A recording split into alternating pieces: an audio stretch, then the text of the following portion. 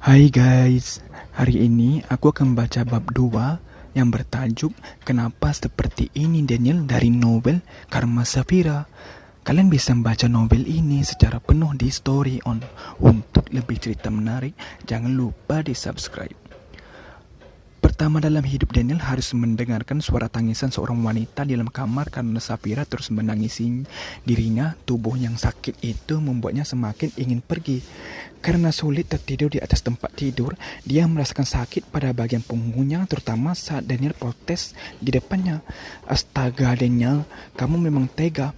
Aku tidak akan melupakan ini semuanya. Kamu sudah membuat luka-luka ini, batinnya. Daniel berdiri, dia tetap tidak rela jika Safira berisik di dalam kamar. Pastinya, dia tidak akan bisa membuatnya harus menyingkirkannya dari kamar. Safira sadar akan kemarahan Daniel yang tidak kunjung berhenti kepadanya. Kamu tidak mau diam. Aku harus ikut dengan aku, Safira. Kamu sudah mengganggu aku sekali.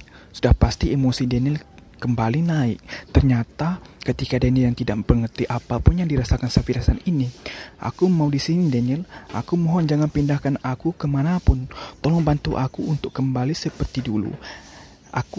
Jangan siksa aku terus, lirihnya memohon. Hei, aku bukan babumu yang akan menuruti seluruh yang kamu mau. Jadi aku tidak punya kewajiban untuk itu.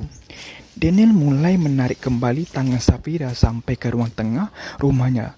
Terlihat banyak sekali foto-foto pernikahan mereka berdua itu terpasang karena Safira sendiri yang dulu sangat bangga menjadi pasangan Daniel. Kamu bisa melihatnya semuanya Safira? Tidak penting untuk aku, hardiknya menampar Safira. Daniel juga membanting satu persatu foto yang ada di dalam sana. Mungkin karena dia tidak akan rela foto itu ada di sana. Safira masih dengan sabar menahan tangannya yang diinjak Daniel. Padahal dia memakai sepatunya. Safira hanya bisa menangis setelah melihat sendiri betapa suaminya memang tidak menginginkan pernikahan mereka. Pernikahan ini hanya membuat aku sial, termasuk kamu Safira. Kamu itu pembawa sial dan tidak berguna untuk aku. Daniel terus memaki Safira sampai dirinya puas. Bahkan Safira hanya menunduk seketika dirinya berhenti bicara. Ada ketakutan di balik menunduknya Safira. Semua yang terjadi hanyalah emosi Daniel kepadanya. Aku yakin kamu sebenarnya tidak seperti itu Daniel. Kita saling mencintai dan aku percaya kamu pasti akan berubah. Pernikahan ini kita bangun bersama ketika kamu mulai memutuskan untuk menyingkirkan istrimu yang dulu. Aku yakin kita akan bersama lagi. Sesuatu yang ada dalam batin Safira masih tantang cintanya kepada Daniel terlalu besar dari apapun. Tangannya tidak sanggup berhenti berpegangan di bagian punggung Daniel yang sudah mulai kekasaran dari dirinya kepada Safira.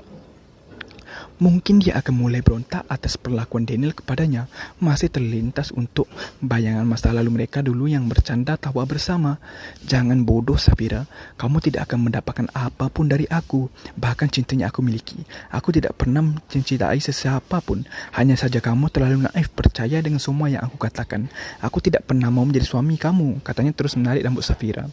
Kalau begitu kenapa kamu setuju dengan rencana kita untuk membunuh dia? Kamu tidak pernah seperti dulu. Ada apa yang sebenarnya? Apakah kamu punya perselingkuhan lagi? Tanyanya. Dia tidak yakin dengan ucapan Daniel. Bukan urusan kamu lagi. Aku sudah bilang sama kamu, kamu tidak berhak mengetahui apapun dari urusan aku. Lain kali kamu jangan pernah membantah ataupun bertanya ketika aku memukul kamu, atau aku akan lebih kejam, katanya dengan nada mengancam. Safira tidak mau dikasari Daniel. Sudah pasti suaminya akan pergi setelah berani menghajar dan mendapatkan apa saja yang dia inginkan dari Safira. Dunia Safira runtuh lagi melihat tangannya belang dan warna biru memar. Membuat perbuatan Daniel terlalu keji kepadanya. Sekali saja Daniel memukul, pastinya akan sakit sekali untuknya. Aku harus mencari bukti kalau dia memang selingkuh dari aku. Maka dari itu dia terus begitu kepadaku. Aku harus singkirkan wanita yang berani menggoda suamiku. Akan aku lakukan segalanya agar suamiku kembali mencintai aku. Safira bangun dari sana, membiarkan tubuh memarnya terpampang pada banyak asisten rumah tangga yang ada di dalam rumah itu. Mereka juga tidak berani bicara kepada siapapun tentang perlakuan majikannya kepada tetangga ataupun bantu Safira. Ancaman Daniel sangat kejam kepada mereka semua yang akan kehilangan pekerjaan dan dibunuh kalau Daniel tidak suka dengan orang lain. Untuk memaksa tubuh memarnya bisa baik-baik saja pagi itu. Dia berjalan ke arah meja makan. Ada suara bunyi yang ternyata sumbernya adalah handphone suaminya. Rosa? Siapa dia? Nama yang tulis di sana terlihat jelas oleh Safira. Dia memanggil handphone terdengar di meja makan. Mungkin karena Daniel sangat terburu-buru, akan tetapi Daniel sudah memegang handphone yang lain di tangannya. Handphone yang dipegang Safira ternyata hanya terlihat satu kontak atas nama Rosa saja. Safira tidak mengerti ini semua, kenapa nama itu begitu spesial hingga Daniel mau menyimpan di satu handphone yang dirinya pegang. Jangan-jangan gara wanita ini Daniel berubah kepada aku. Mungkin aku harus bertemu dengan wanita ini sekarang. Tanpa pikir panjang lagi, Safira mengirim pesan dari handphone suaminya untuk membuat janji kepada Rosa yang berkali-kali menelepon ke handphone itu. Safira sudah merasakan jika wanita ini memang penggoda. Awas kamu, Rosa. Dari dulu Safira tidak pernah suka Daniel dekat dengan wanita lain, termasuk ketika Daniel dijodohkan keluarganya. Safira akan melanggar peraturan Daniel untuk tidak keluar kamar, bahkan keluar dari rumah ini. Walaupun ada sedikit keraguan yang memang membuatnya takut untuk kehilangan Daniel ketika dirinya melangkah dari gerbang rumahnya. Semoga Daniel belum pulang sebelum aku pulang. Daniel sudah ada di belakang taksi Safira. Dia mengetahui jika istrinya akan menemui Rosa.